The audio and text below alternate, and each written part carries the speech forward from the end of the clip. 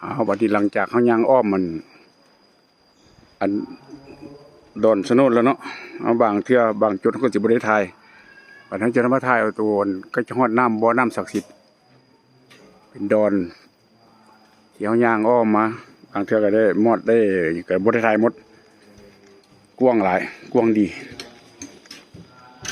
อันนี้มันจะเป็นบ่อน้ำศักดิ์สิทธิ์เขาเกี่ยวมาบ่นี้เป็นบ่อน้ำศักดิ์สิทธิ์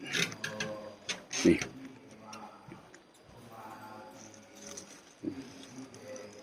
บ่อน้ำศักดิ์สิทธิ์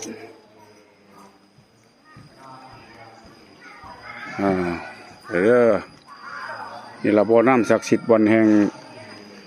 สมัยดึกดำบรรพ์พุ่นละยังมีรูปเก่าแก่อยู่บันทึกเมียนรูปประวัติของอันบ่อน้ำนี่อันสิเรามันยาว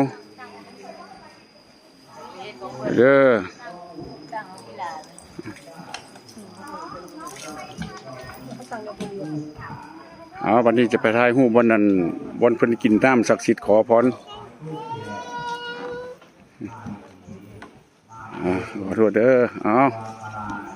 นี่ละอ่างบ่อน้ำศักดิ์สิทธิ์วันนี้ก็จะได้หมดกล้องไว้ก่อนวันนี้จะได้ถ่ายทั้งสองเบื้องสองฝั่งนี่แหละบ่อน้ำศักดิ์สิทธิ์ของยาปูวันนี้จึงเอาไว้คลิปหน้าจึงว่ากันไหมโอเค